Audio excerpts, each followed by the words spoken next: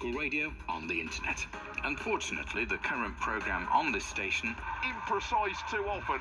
Brentford attacked only occasionally, but generally with more vigour. At the end of it, though, a point each did Brentford's faint European hopes no real good, and it cost Wolves, really, I suppose, 2 places and quite a few quid compared to where they could have finished. Nevertheless, Vitor Pereira, as you can now hear, he's being warmly greeted by all those who've stayed on. They'll raise a drink to the man who did the most to keep Wolves in the Premier League. 16th place they've finished. Wolverhampton Wanderers 1, Brentford 1. And everyone would have snatched your arm off for that on the day that he was appointed, Mike. I mean, Wolves were 5 points adrift of safety and before his first game at the end of December, and they finished the season 17 points clear of the bottom 3. I think it was important as well, wasn't it, that after 3 defeats on the spin, that they're not going to head into the summer off a losing streak. At least they've stopped that rot this afternoon, especially coming from behind to get the points as well.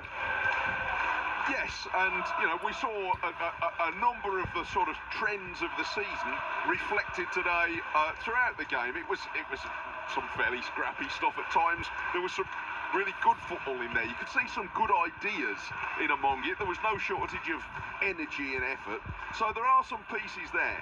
And look, there are lots of ways to look at Wolves at the moment. There's a negative view, a concerned view as to how many players are going to need to be replaced, and will they be replaced? Will Vitor Pereira be convinced that the club knows how to do it? The more positive spin is that the club found Pereira, found the players they needed to help plug the holes in mid-season, and one of them made his point today in a fine way. If they can do that sort of work this summer, then there's more reason to look forward with optimism. Wolves should never really have been in the sort of trouble they were in, but they've ended it well clear and with some hope that they can keep moving forward. So that's Mike Taylor at Molineux. So Wolves finishing 16th. Villa losing at Manchester United on the final day of the campaign. So Villa, it's going to be Europa League football and not Champions League football. So accept your reaction to the action now. We're live on BBC Sounds as well as on your radio on BBC Radio WM. The number to call, we'll take your calls now right up until 7 o'clock this evening. 08081 00 9956. This summer, the